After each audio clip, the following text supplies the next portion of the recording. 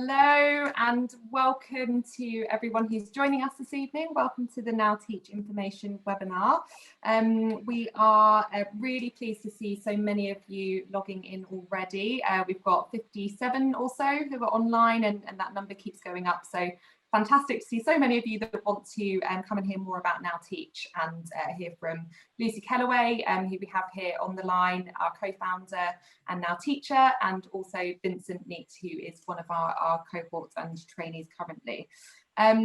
So we're going to kick off to hear from Lucy and Vincent shortly, and then I'm going to talk a little bit about recruitment and how you can advance your application with Now Teach. But before we do that, we've got a couple of polls that we're going to pop up onto the screen to learn a little bit more about who you are and what you want to hear from us this evening. Great, so there's two polls that should be popping up on your screen now. So one, just hearing a little bit more about if you've already actively researched teacher training before hearing about Now Teach, and also what you want to hear from us this evening. So a bit more about what's involved in teacher training, what we can offer at Now Teach, how you become a teacher or a Now teacher, a bit about funding and finances, or maybe what changing career is like. So if you could just pop your answers in there and submit those. Okay, so fairly even spread there, so we'll try to cover a little bit on all of those topics. I'll come on in a second to show you how you can submit questions to us throughout the webinar as well. I believe before I do that, we're going to go to show a short video.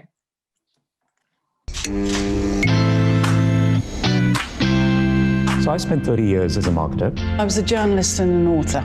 I was an investment banker. I'd had a catering business for almost 30 years. I've had a military career and then worked in consulting, and then I went into teaching. I really felt like, okay, I've got like 10, 15 years left of working. What should I do that makes me feel like I want to get out of bed every morning? I found the retirement decision was a difficult decision to make. I wanted to give back. I wanted a challenge. It's never too late to change career. It's never too late to do something new. Let's give it a shot and see what happens. My husband said, oh, at last, because I'd been talking about it for years. People telling me, you're really courageous, which I think in Britain is code for you're crazy. The thing about us as career changers is you're bringing to the school environment a unique set of experiences that can only be valuable to their children. Everybody's starting from scratch. Every month you look back and feel, God, I've got a little bit better. The kids are hilarious. They really are very funny. I feel fully alive. I have purpose. It's the most rejuvenating thing I could possibly imagine doing. I can see the impact that I make on a day-to-day basis, knowing that I'm helping these kids prepare themselves for the future. Over to you, Lucy, who's coming to us live from school on her last day before half term. Yes, indeed I am. I don't know if you can see my whiteboard in the background. Perhaps I'll talk about that in a bit. So I'm Lucy Kellaway. I am the co-founder of Now Teach. And what I wanted to talk to you about this evening was why did we found this in the first place? I also want to tell you a little bit about what teaching is like, whether you're suited to it, as well as what we offer from Now Teach, and last but not least, how it's all been for me. So about 4 years ago, I was pretty much where I imagine a lot of you are now. I had been, I'd had a successful and very enjoyable career as a journalist, but there I was in my late 50s then, and I thought, what else is there? Like we heard in that video, I thought I've probably got, probably another 10 or 15 years of my career left.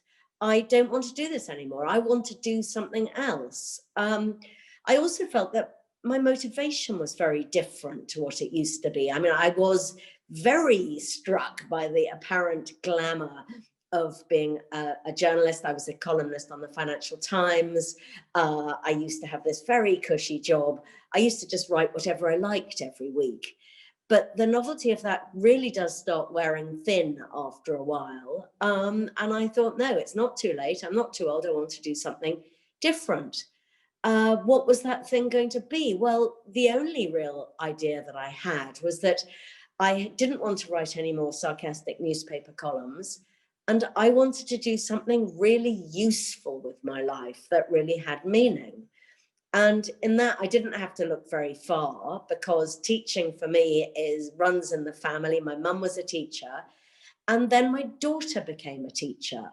She was actually more influential to me than my mum. She left university,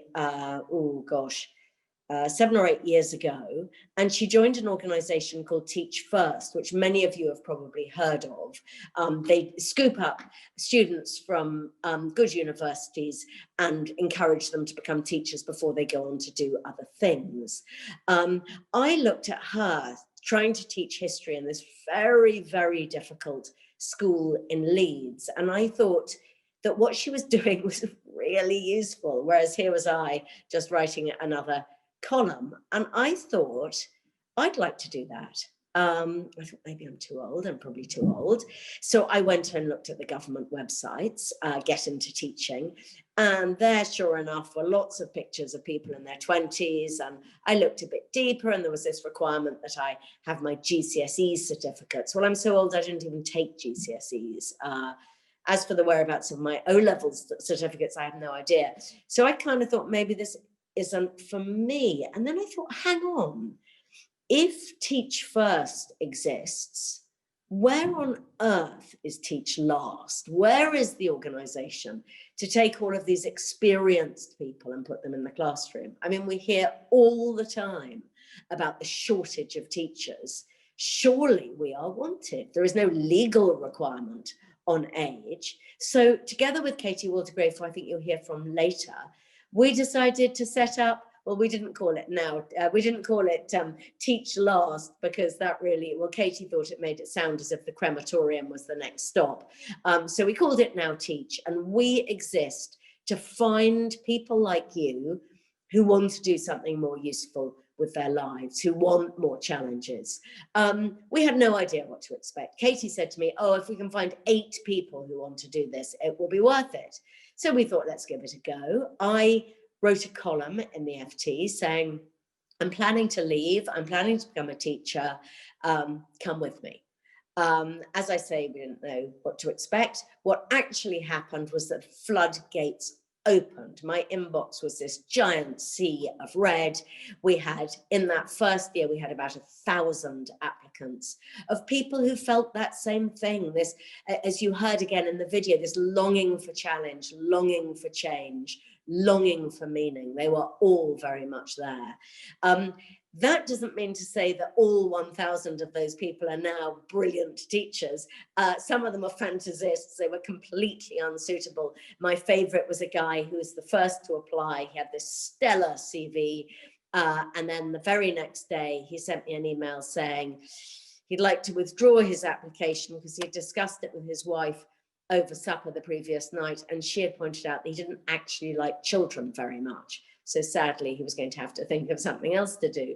But we found in the end, for that first year, we found 45 people who came from this wonderful wide variety of backgrounds. There were the classic FT readers, of course. There were the sort of bankers and corporate lawyers, because they had seen it first. But there were people from all sorts of backgrounds. We had a hostage negotiator, a landscape designer, and we've very much continued that. We don't care what you've been doing before, but we would like, if you have a broad experience, if you've been good at what you're doing, that is going to be very, very helpful too. So that first year, there were about 45 of us. We have grown every year since then. Last year, there were 150. We will be hoping to find even more than that. So what are we looking for? Well, like that guy who withdrew saying that he didn't like children very much, it's absolutely essential that you like teenagers. That is what this is about. I can turn my phone round to see my empty classroom. I hope you can see that there. It's empty because it's now 6:10. During the day, it's absolutely full of teenagers. And if you don't like them, you're not going to enjoy this. So that's number one. Number two is you must absolutely love your subject because you'll be spending an awful lot of time with that. I started as a maths teacher, which was kind of okay, but I'm not really a mathematician. And one of the weirdnesses of teacher training is that once you're trained, you can shift and teach whatever you like. So economics is what I have a degree in, and I'm very, very happy teaching it. So there's that loving being with teenagers, loving your subject. There's something else that is peculiar, I think, to the now teachers. You need some sort of humility, I guess. You have been used to doing something that you got very good at. Probably when you start teaching, you're not going to be that good at it. I mean, I thought, oh, I'll find it fine. Everyone said it's going to be the hardest thing you've ever done, but I'll find it fine. Actually, I didn't. I found it really hard at first. And you need the humility to learn from whatever your mentor is saying. Your mentor is probably, in my case, younger than my children. And actually, I thought that was delightful being surrounded by young people. And in the end, it worked out. But at the beginning, I really wasn't very good. And now I'm beginning my 4th year in teaching. I mostly know what I'm doing, but I still have so much to learn. But if I think back now to my motivation about wanting something new and wanting something challenging, oh my goodness, teaching has provided both of those in spades. But on the more important thing, this wanting something to do something that's useful or meaningful, that has been even more satisfied. I mean, even today I am so tired, I'm amazed that I can still speak. The day has been so grueling. But what I've found is that even today, if you ask me, what have I done that's useful today? I can talk to you about, well, you can see the supply and demand diagram behind me. I've explained concepts in economics that kids didn't know. I've helped individual kids who are really struggling. That's in one day. Teachers, everyone says, teachers change lives. I don't particularly like that because actually teaching is a sort of incremental business.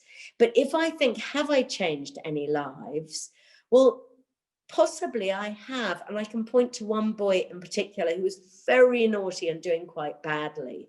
And I happened to mention one day, we were talking about the financial sector, and I talked about investment bankers and mentioned what they earned. And this boy came up to me at the end of class saying, Miss, how do you be an investment banker? So I said, well, you're going to have to get 9s in all your GCSEs and A stars in your A levels, and then you do this and then you do that. It's absolutely, I think you'd be a brilliant investment banker. He's very articulate. He's very good at blagging. He's mathematical. And since that day, he is now probably, he's not my best performer, but he's my 2nd best performer. He's absolutely focused and he's completely on it. I didn't think that I wanted to go into teaching to turn my students into investment bankers, but if this kid who comes from a very deprived background ends up as an investment banker, I will feel very, very happy indeed. That's all I've got to say for now. It also comes with an apology. Normally I would love to stay and take all of your questions, but I've got a lot more data that needs to be put into my system, and the school does actually chuck us out at 7. So thank you so much for expressing an interest in Now Teach. I actually, an important point that I forgot is to say that, so we wanted to attract people in, but the other thing that we do is that we provide a network and a support system once you're with us. We don't train you ourselves. We will talk about this later, and I know Lindsay will have a lot to say about it, but we're not training you. We are there to find people like you, to encourage you to be teachers. And once you are, as it were, under our umbrella, we will help support you, and we will provide a network that will make what is quite a scary thing at times very, very much less so. Okay, I am going to say goodbye. I've got to input my data and I've got to prepare a few more lessons, but I really hope that you do consider joining us as teachers and joining us as Now Teach. And if you do, we can't offer you a party at the minute thanks to coronavirus, but once things return to normal, we will offer our typical Now Teach party, which usually consists of warm Prosecco and cold pizza. Thank you for taking the time to be here. Great. And I'm going to, as Lucy said, Katie Waldegrave, who is Lucy's other half in founding Now Teach, is going to join us for a bit of Q&A later on. But for now, I'm going to hand straight over to Vincent, who is going to talk to us a little bit about his experience of joining Now Teach and becoming a teacher himself. Good evening, everybody. So yes, my name's Vincent Neate. Before I became a maths teacher, I was a chartered accountant at KPMG. Interestingly, I'm just checking my Zoom to make sure that Lucy is gone, because I have to say that following the only reason I ever thought it was worth picking up the FT is a fairly daunting prospect. I had a great career. I spent 20 years at KPMG, 10 of those as a partner. I headed up sustainability consulting. But I decided in the end that I just had enough of being in the city. I wasn't ready to retire. I wasn't ready to give up working. And I came across Now Teach after spending my time in a business on my own for a while. I was quite lonely working for myself, and I decided I wanted to be in a team. And I think I saw an advert somewhere for Now Teach. So I came to one of these events, and of course, obviously it wasn't in those days, not that long ago, but it wasn't on Zoom. And I met people at the event who had come from an amazing range of different walks of life, but all of them just were saying, I just want to explore this. I want to see what it's like. And part of the process is you just start going into schools and meeting teachers and finding out what it's like. And if you're lucky, you get to go into schools and sit in lessons and see how children behave. And one of the things that really struck me was how unbelievably helpful teachers are, how they walk into a room with you and they look at you and they ask, why are you here? Oh, can I help you? And it's an incredibly inspiring environment to be in. So I signed up with Now Teach. My family were slightly surprised. My wife was hugely supportive and very much. I had at KPMG, I had over the years, I'd run all sorts of different training courses. I ran training courses on audit, but I'd also done skills courses and run consulting skills and that kind of thing. So I knew that I quite liked being in a room and the sound of my own voice. And my wife said, yes, this will suit you perfectly. You like the sound of your own voice. My children were incredibly supportive. My children are grown up now, they're 26 and 30. They were both incredibly supportive of the whole process. I'm really glad that I did it by going through Now Teach.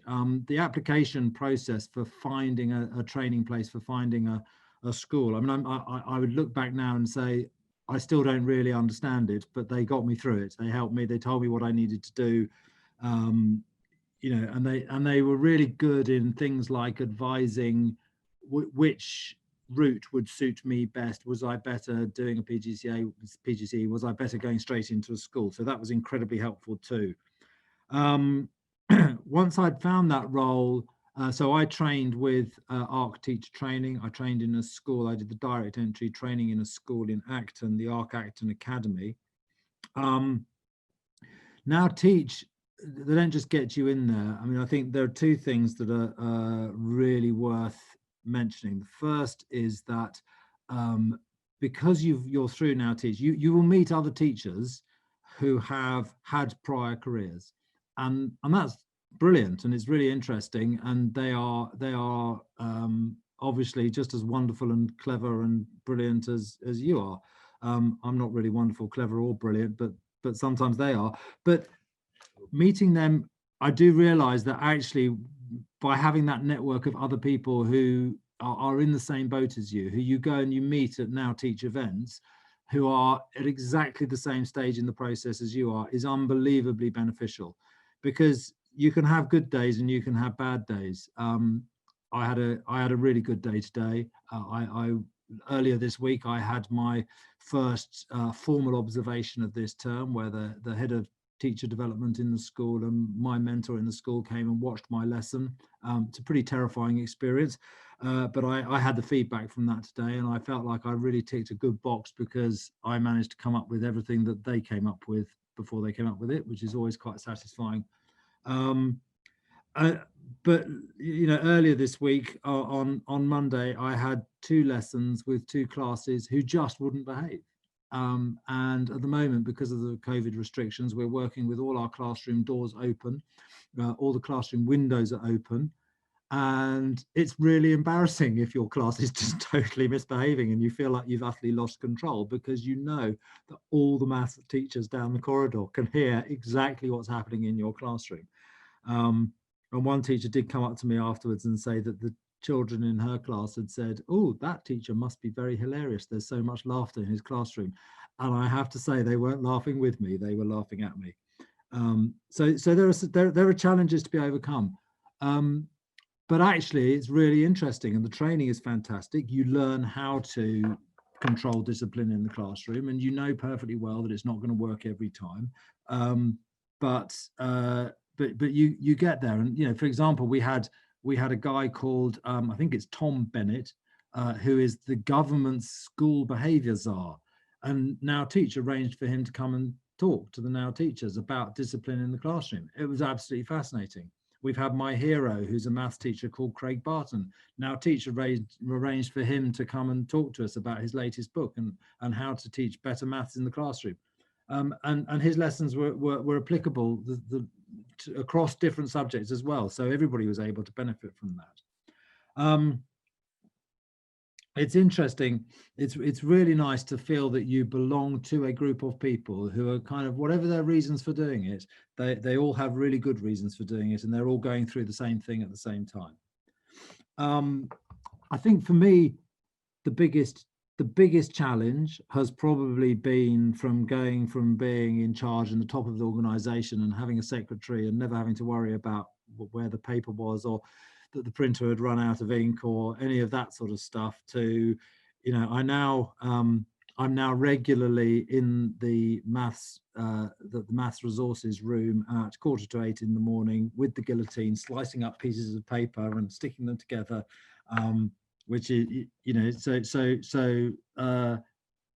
you might actually think that in somehow that's dented my ego, but in fact it's been the reverse. It's been absolutely refreshing. It's delightful. And really great to I don't know, somehow take control of things, and to walk into a classroom and it's your space. Everybody recognizes in schools that actually, whether you've got your own classroom, in your first year you don't have your own classroom, you move between different teachers' classrooms, but everybody recognizes that if you're the teacher in that classroom, that is your space, and you control it the way you want to, which is an immensely satisfying thing. Lucy mentioned children and whether or not you like being with teenagers. I have to say that so I started my training in September 2019, I think. So I got my qualified teacher status in the summer. I have to say that I've lost weight, not for bad reasons, but just because I am fitter, I feel healthier, I am happier, I'm enjoying life more. And it's great, and I think all that experience that I have makes me quite a good learner. And I think if you're thinking about this and you're seriously thinking about it, I think it's really valuable to be prepared to learn, because there's a lot more to teaching than I thought when I started, and that's really what makes it so exciting. That and being with children. One word of caution about all your experience. You know, many of the teenagers who I'm working with have absolutely no concept of what it is. They've not heard of KPMG. They don't know the difference between being in a partnership and being in a company. They don't know the difference between an accountant and a lawyer, and they don't really care. So actually, your experience is really useful to you, but also you have to win them over before you can have the kind of conversations that Lucy's talking about, where you can say to a student, actually, well, yeah, if you want that kind of money, if you want that kind of career, here's what you're going to do, because you've got to build the relationships with them first. But again, but that's where the fun is. Today, I had a year 10 class. I've been teaching them completing the square. You really don't need to know what that is unless you're a math teacher, but they had really struggled with the homework that I'd set them. And so I just scrapped my entire lesson plan, and I took the homework, and I took, show of hands, question 3. Did anybody get this question right? No, nobody got it right. Okay, let's go through it. Step. And at the end of the lesson, out of a class of 22, I had 5, 6 of them walking out of the classroom and saying, "Thanks, sir, really understand it now." That's, you can't beat that. Last thing I think I'm supposed to tell you about is what the teacher training was actually like, what program I followed. So I was in the ARC network, so that's one of the big teacher trainers. I did do a PGCE at the same time as that, which was arranged through ARC. So basically, the way it works is you're in school, you start off with a very limited teaching load, probably very early years. So I started with 3, I think, of the 5 periods a week that a year 7 class had. So that's the first year of secondary school. And then I was then introduced to a year 10 class, where there was always another teacher in the room, and they were the main teacher, and they would give me bits of the lesson. So I might do the start of the lesson, or I might do the end of the lesson, or I might do a little bit of explanation in the middle, and then I would go around and see what the children were doing and help them and answer their questions. And then over the course of that year, that builds up. Every Thursday, we had the Thursday afternoon off. It depends which network, which training provider you're with, but different training providers will have different days. But we had Thursday afternoon off, where everybody got together in various cohorts. The way ARC did it, which I absolutely loved, was the Now Teach trainees at ARC, and there were, I think, 17 or 18 of us. We were all taught together. So although they had a West London group and my school was West London, they had a North London group and the East London group and South London group. Actually, we all came together as Now Teachers and didn't stick in West London, North London, etc., which I personally really appreciated, because it was just really nice to work with the people, learn with the people who were experiencing it from the same sort of perspective as I had. If you do the PGCE, there are a couple of essays that you have to write, 5,000 word essays. That's time consuming. I did it really because I thought, how long can it take me to write a 5,000 word essay? I now know how long it takes to write a 5,000 word essay. It's a bit longer than I had anticipated, but it's not that hard. But you don't have to do that to get your qualified teacher status. And I got my qualified teacher status, and I have to say I was pretty proud of it. Yeah, it's great, and it's great even now. It's great. Just so last thought is simply that if you've done it, like Now Teach, they're still there for me. I can still talk to the member of Now Teach who supported me all last year, who was fantastic, and the network of friends that I've made. We're still on a WhatsApp group. We still send each other little messages saying, "You won't believe what my year 8 class did this week," or "You won't believe how awful it was when I just had that observation," whatever it might be. And we support each other and we keep going. And that's I'm very happy to answer questions, but that's probably more than enough from me. Thank you so much, Vincent. That was incredibly insightful. And I think in particular, just hearing that tangible example of what your training looked like is really valuable for people on the line. And sometimes it can seem sort of a little bit hazy about what you'll actually be doing day to day. So it's really great to have that example. as the experience is one experience, and there are lots of different routes and training providers. So I'll try to give a bit of a brief summary of what that looks like. And what we'll do is I'm going to go on to talk now a little bit about Now Teach, and probably not do as good a job of selling it as Vincent just has. So thank you very much for that. But just talk you through how you can get involved, if you're ready to take the next step, what that is, and what you need to do. So first of all, I just want to say that I know that we have people at very different stages of thinking on the line. So some of you will have just heard of Now Teach and arrived on a whim and logged in thinking, oh, let's hear what this is all about. Other people have already expressed interest or applied. Some of a team of advisors that can do that. So even if you're thinking not this year, maybe next year or the year after, do still get in touch. So in terms of Now Teach and what we do, if we can move on to the next slide, that would be great. Actually, we do support through the recruitment process. So we do sort of three key things. We attract people in for a start. So we kind of get career changers like yourselves interested in teaching and thinking, what's this about, and how can I get involved? We support you through your ITT application with advice and guidance. So myself and my team do that and help you to put your application through. It can be quite a minefield sometimes. It's quite confusing, but explaining all the different routes and the options that are out there and available, the finance and all of those ins and outs. And we also are able to support through the interview process and help you navigate that. And in some cases, we're able to help with placements through some of our partner providers.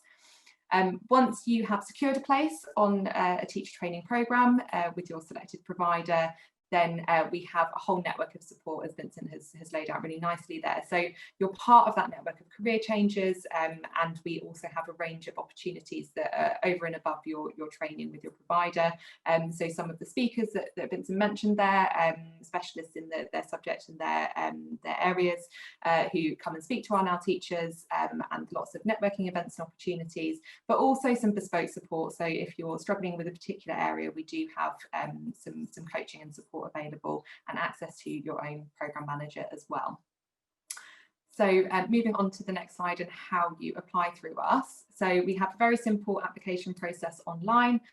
So if you go onto our website, you can see that little blue apply now button. So the first step there is to express your interest, and that actually acts as an eligibility check as well. So it will ask you some of the key eligibility criteria to see if you are able to teach in England and for secondary, which is where our focus is currently. And then you'll go through to a further application if you're eligible, which will ask you for a bit more information on your motivation and your career background and history. If successful, then we'll invite you to do a video interview, so quite a light touch conversation at the start to, again, just delve into that motivation and why it is you want to be a teacher and make that move and that career change. And then we will help from that point to recommend training routes and work with you to find the right training provider for you and go through that process. And then you would go on to interview with either a school or training provider to secure your training place. So it sounds like lots of steps, but we're there to support you all the way through that process. So instead of kind of going on to talk about lots of different areas, I wanted to pick up on three key areas that we get asked about frequently at these events. So the first is about the different training routes. So at a very basic level, and I don't want to go too much into the detail, there is a university or a school-based route. We find that career changers that come to us do tend to prefer the school-based route because they're going straight into a school and being part of a team, as opposed to the university route where you would start based within a university setting or perhaps online now, as coronavirus has meant. So the key difference is the starting point there. On a university-based route, you might do 2 placements out at different schools that are selected by the university, as opposed to on a school-based route where you would be primarily based within one school environment as part of that team and that department, but then you would do a contrasting placement that is slightly shorter at some point during your training year. Both include 120 days in school, so don't think that you would just be in university if you were doing that selection. And the qualifications, the route doesn't dictate what qualifications you do necessarily, but there are 2 key qualifications for you to know. So the first is QTS, so that's qualified teacher status, and that is what you would gain in your first year, your training year. And that is the qualification that you need to be able to teach in England in a secondary school or primary school. And then the PGCE is the postgraduate certificate in education, and that's the academic qualification. Vincent mentioned there that he's been doing that, and that involves additional assignments. It's not a criteria to qualify as a teacher. Lots of courses do include it. We work with some providers who make it optional. It's something to consider when you're looking at different training routes, and it is often, if people would like to go and teach overseas in the future, that's something that they would go for, because that would qualify you to teach in another country. Right, so if we move on to the next slide, another key question that we get asked about is around the eligibility.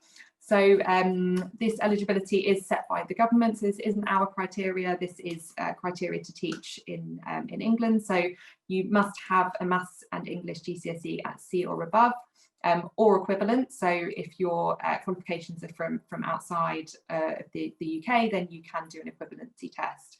And equally, if you do have that grade but you need a statement of comparability, you can go to NARIC to do that if you have overseas qualifications. And you need to have an undergraduate degree as well. So Maths and English GCSE C or above, and an undergraduate degree. The team are on hand to support if you are not quite sure where your qualifications sit. And there's plenty of time if you're looking at next September to be able to get those GCSE grades if you wanted to. In terms of different subject areas, generally the criteria this is set by training providers rather than the government, but the criteria to teach in a certain subject would ordinarily be either degree, an A level in that subject, or related subject, or strong experience, and that really varies by provider to provider, and we can again advise on that.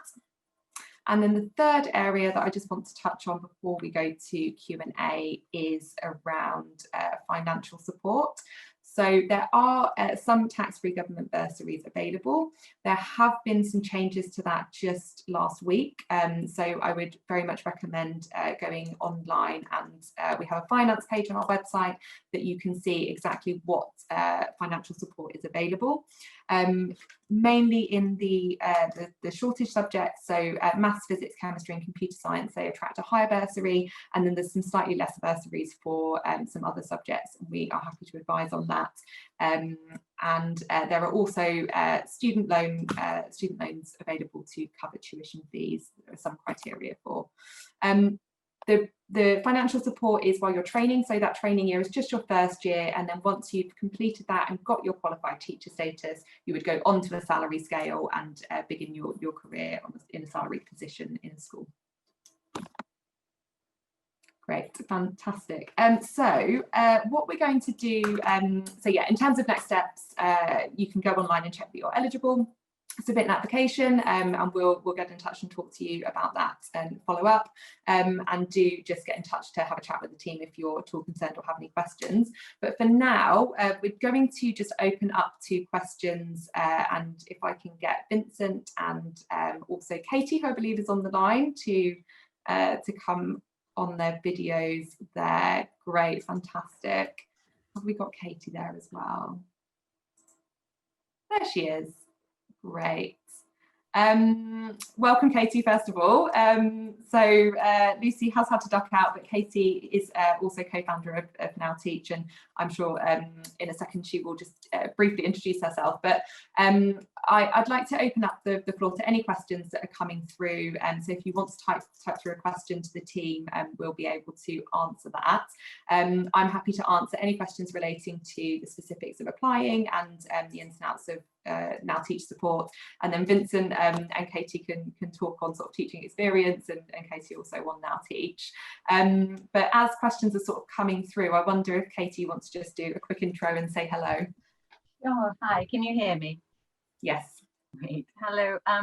It's lovely, I would say, to see you, only of course I can't. Just the reassuring little number at the bottom saying that I am actually talking to people, and I wish that it was in person. But yeah, my name's Katie. I started Now Teach with Lucy 4 years ago, something like that, and it's been the most astonishing privilege to bring people with such exceptional talent into the profession and support them as they take on this incredibly tricky thing. My background is in teaching as well, but I sort of did it the other way around, I guess. I started teaching straight out of university, then set up a different education organisation called First Story, and then this one. So I'm really happy to answer questions perhaps about the wider experience and do my best to be Lucy, which is no easy feat, but hey, like Vincent, I will do my best to follow her. Fantastic, thank you.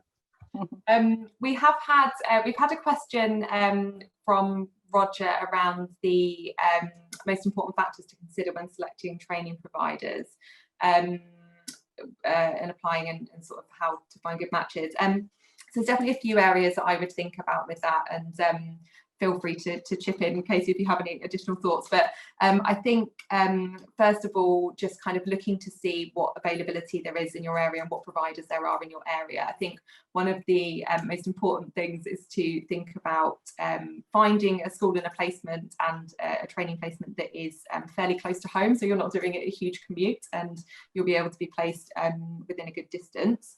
I think looking at the ethos of the training provider is really important.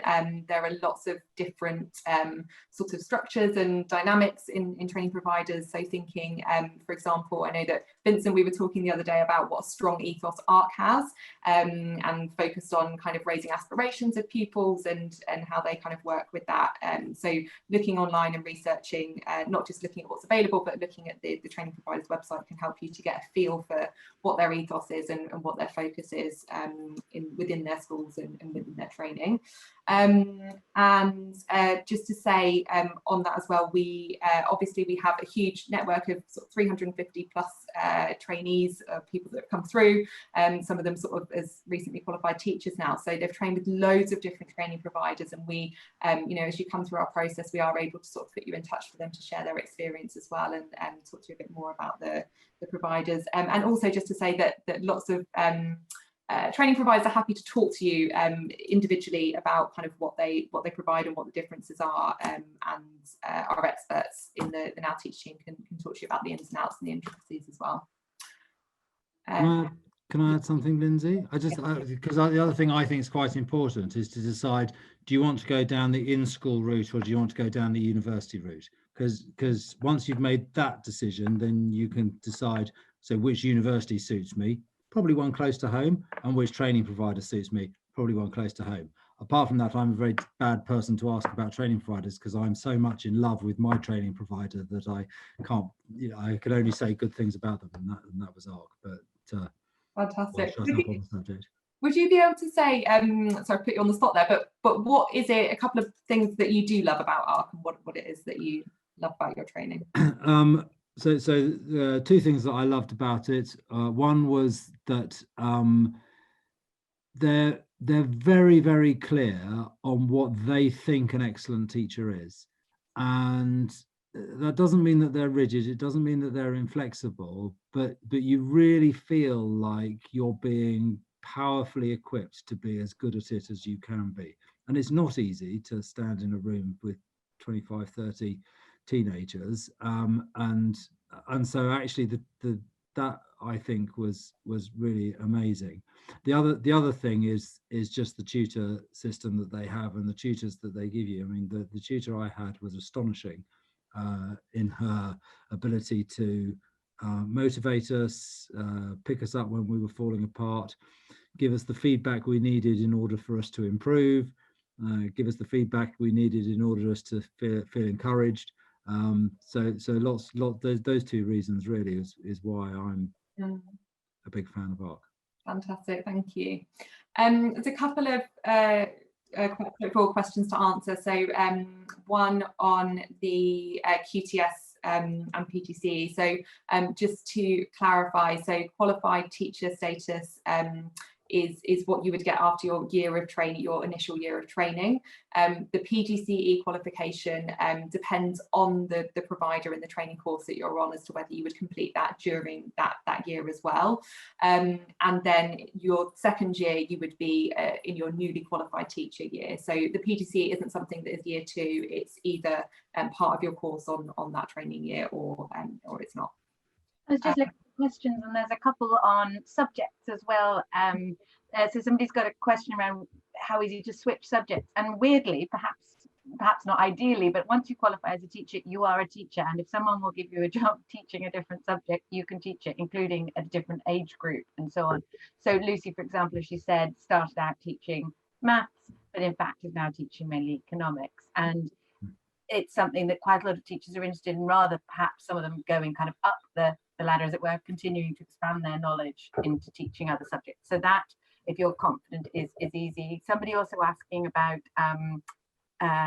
sort of getting up to speed with your subjects, which Lindsay talked about, but there are very good and free, in fact, courses which you would do. Yeah, so getting up to speed in your subject is something that a lot of career changers are concerned about, because you perhaps are looking to teach maths, but you haven't done maths qualifications for years, and some of the kind of curriculum content you might have lost out of your brain in that time.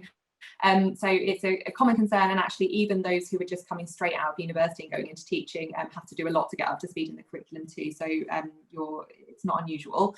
There are often training providers will recommend a subject knowledge enhancement course. So that can be sort of anywhere from 8 weeks to 24 weeks sometimes, that they might put you on to do sort of a certain number of hours a week to get up to speed in the curriculum, and a lot of those look at teaching pedagogy as well, so they're quite thorough. So often providers will recommend that once you've been offered a place, but things that you can do in the meantime to get up to speed, there are lots of websites, sort of revision sites that you can go on to look at the curriculum and actually revise and interact with it. So one that we often recommend is Seneca Learning, so that's a good example of a revision site. And then also just looking at the curriculum online, so you can access the national curriculum and you can go and look at what the topics are that are taught on the subject, the different areas of your subject, to see if, you know, which are the areas that you'd be more confident in, which are you less confident in as well. It's interesting though, I don't know what you found, Vincent, but I left university and went straight to teaching, but I was most worried, I think, about subject knowledge and all of that, and ought to have been least worried about it. And that you catch up pretty straight, you know. I was absolutely petrified. I've become a maths teacher. I did a degree in philosophy and I've got a maths O-level. But actually, first off, you start teaching the younger years. So you start teaching years 7, 8 and 9.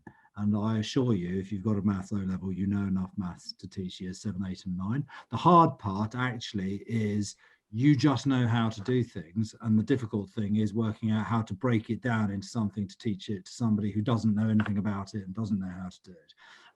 So I'm even now I have to really think to make sure that I'm doing it in enough detail.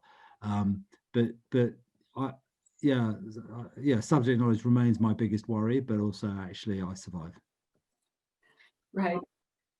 There's just a question came through on location, so I realised I hadn't covered that in my spiel. So the areas that we're supporting candidates through Now Teach currently are across London, Greater London, down South East and South Coast. We've just reached out to so we're accepting applications from that area, east of England, so out into East Anglia, Norfolk, Suffolk, Cambridgeshire, and then up to sort of Peterborough as well, and then in the West Midlands as well, reaching out from Birmingham. So in terms of the providers that we work with, our kind of strongest contacts and most of the partners that we work with have been across London and sort of East Anglia, but we're branching out south, and we have some strong partners in Birmingham and that kind of area as well. And just to say that we support candidates in a number of ways, even if you're applying through individual providers that we're not yet working with. So if you're at all concerned, please do just get in touch and ask us if we're working in your area, and we'll be able to let you know. Someone was asking about how people are received, career changers are received, and I thought it's a question that comes up quite often, and perhaps we're speaking of it. It's interesting. I think there's a huge range. One thing, and of course Vincent will be very valuable to talk to here, but one thing which I think there's a degree to which in theory head teachers and colleagues are extremely interested in, and in the course of time those skills and experiences get used, and we're beginning to see that now with people who've been teaching for 3-4 years. At the beginning it has to be said that while they are interesting, they are not exactly relevant, so that anybody thinking it's going to be a straightforward translation. And one of the things schools sort of need support on this in is understanding, as you do, how might these skills best help this particular school. So I would say kind of at the beginning, they're not extremely valuable, they become so, but certainly cynicism, no. Curiosity occasionally, what is it that has made you change, interest and so on, but not cynicism, which was the question I think that was on the thing. I don't know if that's been your experience, Vincent. Absolutely, no cynicism at all. Lots of interest, lots of, it's fantastic, it's really great that you're doing this. I think school management don't really know what to do with you. So you arrive with all this enthusiasm and experience and knowledge of how organizations work and all that sort of thing, or not, but I kind of think I know how organizations work. And I had a conversation with a member of the senior management team last week, and she had asked a group of teachers for ideas about how they could improve the experience of sixth formers. And only one teacher came up with any ideas. I'd given her 3. She didn't really know what to do with them. And so, you know, I will keep going. I will keep saying, well, why don't we try it like this? Why don't we try it like that? But it's not an automatic understanding of perhaps what your experience brings, whatever that experience might be. Yeah. So a quick one on the average cost of training. So just to say on finances, sorry, I talked about the funding that was available, but yes, there is a cost for the training year of teaching. So for your QTS year, there is the cost of a university year, so that's £9,250, but there are student finance available for that, so you are able to get a loan for that. And then just to say that we've had a nice message to say that Vince, you're a great salesman. So you've done it. I didn't see that one. Yeah. In terms of the starting time in the year, so we are recruiting and supporting people to start next September. It's very unlikely that there will be any January starts, and that's quite rare. And then there was also a question about getting school experience. So I'm keen to just talk on that, as it's something that is obviously quite challenging at the minute. So in a normal world, we'd be doing this event face to face, and the biggest message to you would be go into schools and get school experience and go and see what it's like and step into classrooms. And obviously you're not able to do that right now. So we would suggest a number of different ways to try and get some of that insight outside of the classroom. So one is that we have compiled a nice web page that's got lots of resources. It's got videos of teaching, and it's got some really great insight articles, TV programs, etc., to point you to see what the world of teaching and education is really like. Another is we are partnered with a few tutoring organisations, so the Access Project and Action Tutoring, but there are lots out there that are still running tutoring programmes, and although they won't enable you to go into the school environment, you will be able to interact with the students, to understand the curriculum, to engage with them and understand what that age group is like and what it's like to work with them. And also to do a little bit of teaching and tutoring as well. And lots of those are very small time commitments. They are voluntary, but it might be an hour a week for one term or for the duration of the school year. And then we're also holding some school insight webinars. If you come through the application process with us, we'll invite you along to those to hear a little bit more from our now teachers and their experiences and about the school environment. Who knows in the new year if you'll be able to go into schools and actually kind of see it in person and observe some lessons, but those are our suggestions for now. Somebody's asked what percentage of the original 45 are still teaching, which is a good question. Our percentage of people getting QTS, i.e. qualifying, is around about 86%, which is about in line with national average, which is great given these are people with options. And so mostly if people start it, they absolutely complete it and then they go on and they thrive.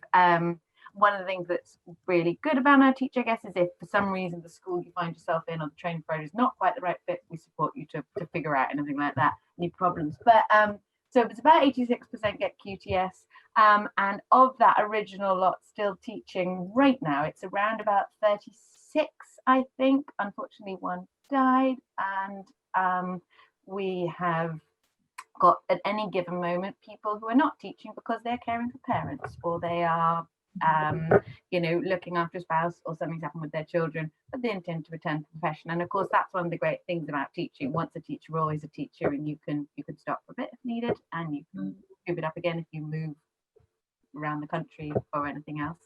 But it is a good question. Are there any? I was just thinking, are there any others? In terms of shortage subjects and subject areas, so we accept applications for candidates for all subjects at secondary level. So there was a question about business studies in there. Yes, please do apply still. The main shortage subjects at the minute are maths, physics, chemistry and computer science. Also modern foreign languages, so mainly French and Spanish, and classics are classed as shortage, and then biology to a slightly lesser extent.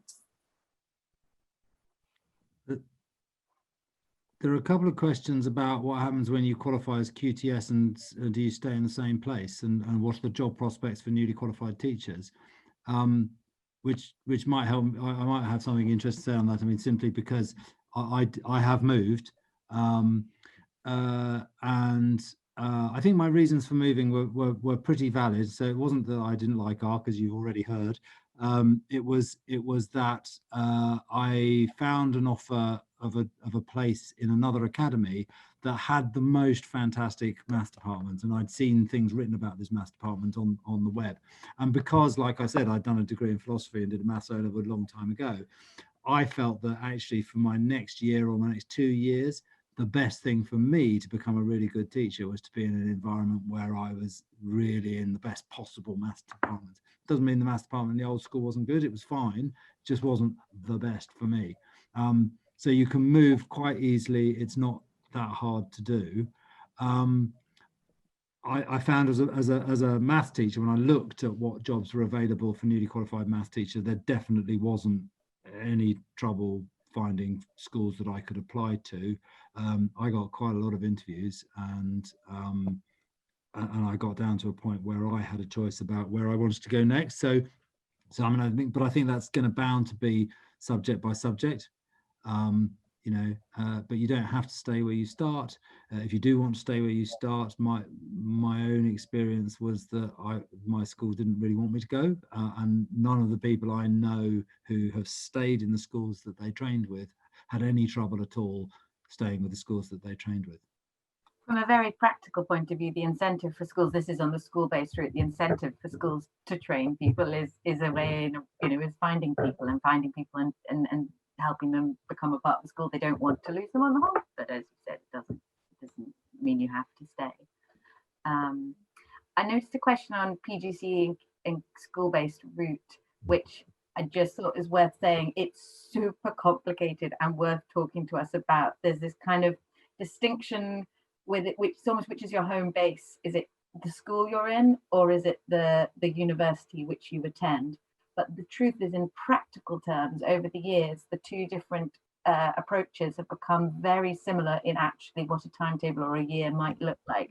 So there is no neat answer, which is infuriating. But is the main distinction really is where's your home? Is it, do you feel you're part of the school, or are you first a part of the university? But you will do placements in 2 schools either way, and so on. That's a really good way of framing it. I think just to add on to that, something important to know is that if you are going through a university route, then often you don't have control over the school placements that you will be allocated. So often it will be 2 placements throughout the year, as I've mentioned, sort of doing 120 days across the both, but they will be allocated to you, as opposed to applying through a school route where you kind of have control over where you're applying to work, which schools.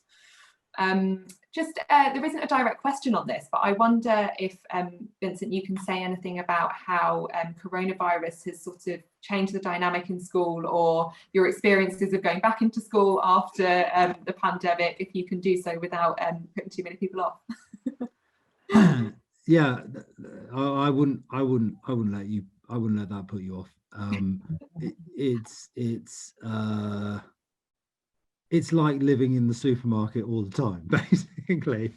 And we've got routines. Our school, I mean, you know, whatever you think about the restrictions and so on, you just have to have such admiration for the people who have taken the school timetable, rearranged it so that the different year groups don't meet each other, rearranged cleaning rituals so that the school is kept COVID safe, whatever that might mean, made sure that the teachers have visors to wear, made sure that the classrooms are sanitized in between lessons, brought in the supplies, persuaded the children to stay in their bubbles, you know, decorated the entire school over the course of the summer with new signs and signals and arrows and one-way systems and blah blah blah blah blah.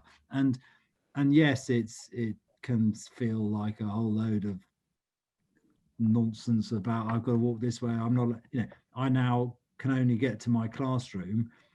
To get into my classroom, when I get in the morning, I have to walk halfway around the school. However, other teachers get in and go straight to their classrooms. They have to walk all the way halfway around the school to get out, and I right by the exit when I need to leave.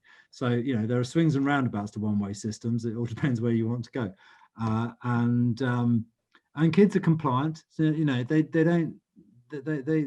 understand that there are new rules and they try to follow them by and large, and you know that. So I don't think it's made. There are things about teaching that are quite hard. So, for example, we're wearing plastic face visors, and one of the things surprised me. I recognise that I have to project my voice more because I'm talking into a shield. What I hadn't understood or realised was that actually the sound coming at me is being deflected around my ears, and I'm not hearing half as well. If you then got a child sitting in the classroom wearing a face mask and they're wearing a face mask, you can't see their lips. Most of them mutter all the time. They don't speak clearly. And then you've got this face mask on. I spend a lot of time saying, oh, I'm really sorry.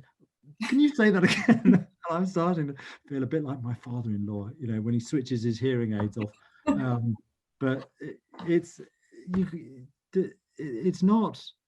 not hard. It's just chaotic and challenging, you know, but you get a sense of camaraderie and everyone's just getting on with it, and everybody just tries to get on with it. And you know, like when you're training to be a teacher in your first year as a qualified teacher, I don't know what it's going to be like next year, but most teachers tell me the same thing. You never come out of a lesson going, that was perfect. Yeah, you never think, oh, I'm brilliant at this game. Oh, I've got it down to a T, it's done and dusted. And you never will, because there's so much more to learn. Yeah, that was a really interesting distinction you made there between hard and chaotic. It feels to me that at the beginning, it is not hard in maybe in an intellectual sense, or in a sense of could you do any of these individual things that you're going to need to do to make a great lesson. Of course you can. It's the combination of all of them at the same time, of the juggling, the taking the register, bringing people in, figuring out who's done the homework, what's the lesson, have you got the right resources, where's the PowerPoint, have you, all of that. And it becomes instinctive like driving a car, but at the beginning that part is overwhelming, and that just does take practice. Spot on. Great. So we've just got a couple more questions. We're going to go for a few more minutes, and then we will wrap up with a few polls and leave you to your evenings. There's a question here about getting into teaching, being a parent of young children, and which route is better. I don't know that I'm going to be able to give a full answer on that because I haven't completed teacher training as a young parent, but there's a few thoughts on it. One is that we have lots of young parents in the cohort and who are training and with Now Teach. So our programme team who support trainees absolutely have experience of kind of how to support people with young families. My feeling is that going through the school-based route where you are part of a school and able to sort of discuss any flexibility around your day is probably a better option, as opposed to being placed by a university into a particular school that you haven't previously conversed with. But also just to highlight that there are a number of providers that offer part-time programs now, part-time training programs. So it's worth just having a chat with our team and having a little look online at which providers do that if you're concerned about going into full-time teacher training. It might be that is over sort of the course of 2 years rather than one, but it is worth considering. Kate, I don't know if you've got anything to say on the teaching as a young parent part. Yeah, I mean, it is hard. I currently have 4-year-old twins and a baby, and I would be struggling at this bit of life. I think once your kids hit sort of secondary school, essentially, from what I hear, clearly I haven't had it, but I've seen a lot of now teachers and others do it. It's still a big juggling act, but it is slightly more of a manageable juggling act because they are just that little bit less dependent on your actual physical presence all the time. But I think it would be really worth, in those cases, looking at the part-time options, which are increasing, and it's something the government is pushing, and big initiatives on that.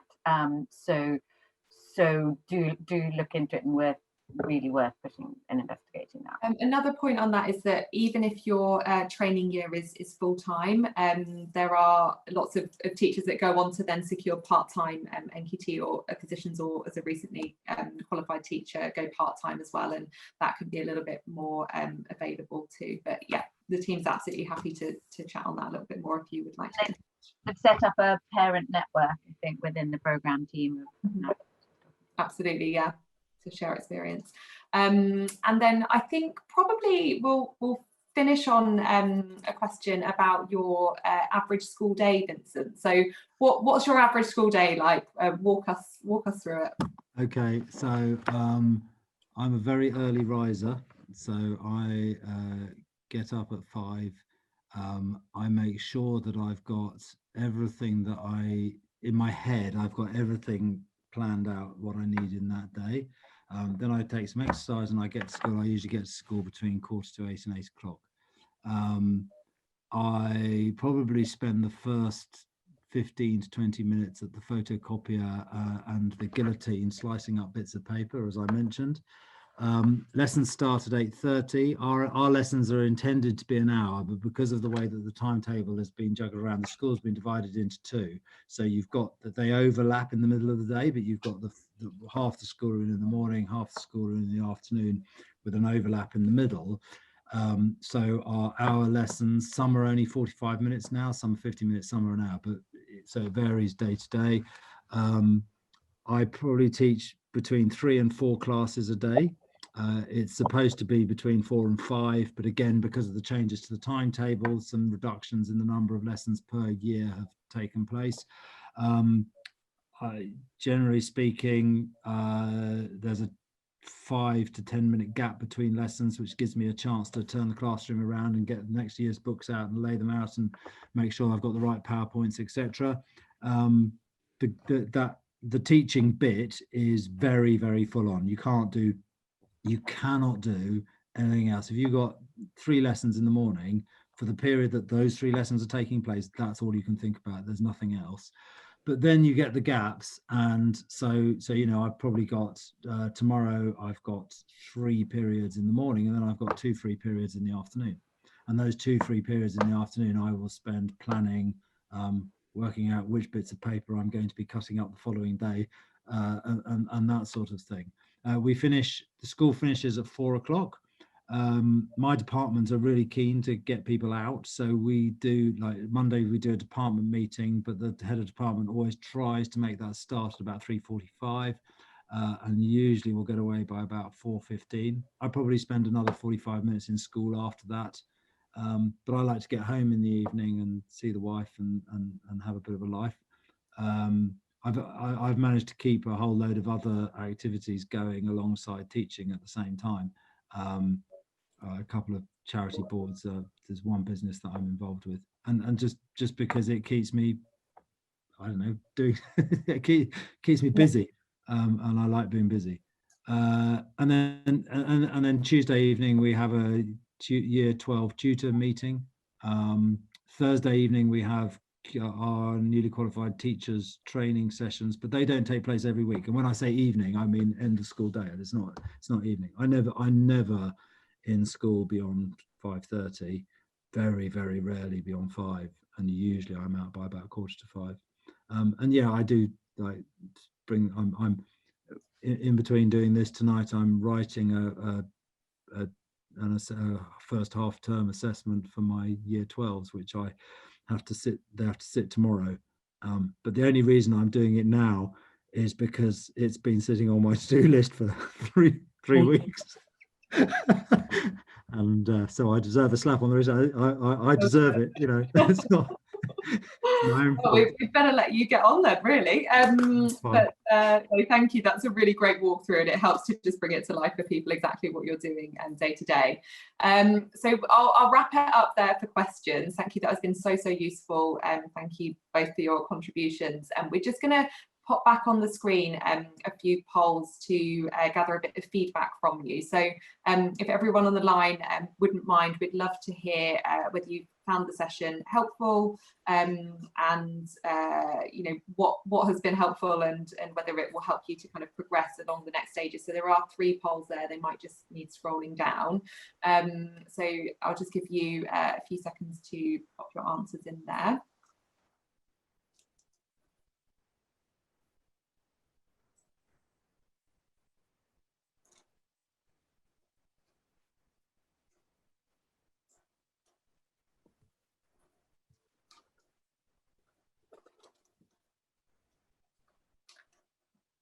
And so while you're doing that, just to say that we, as I mentioned, in a normal world, we'll be doing this face-to-face, and what we would do is have lots of time to mingle afterwards and have a chat and answer your questions in person. As we can't do that, we have a number of the team who are on the line and going to be calling round those who have attended this evening. So you are quite welcome to cancel our call and not answer if you don't want to talk to us. But if you have a lingering question that we haven't been able to answer, or something that springs to mind, or you just want to have a quick chat, then please do answer after this. We'll be calling sort of for the next hour or so, and feel free to let us know if you want us to follow up at a different time. I think if we can close those polls and we'll take that feedback away, that would be great. Thank you. Fantastic. So just a massive thanks once again to everyone for being here. We are fully open for recruiting for September 2021, so please do get online if you are interested. As I mentioned, even if it's not for next year and you're in the early stages, express your interest anyway, and we'll get in touch and have a chat and talk through the next steps with you. But we would love to hear from all of you. And yeah, thank you very much for taking the time this evening.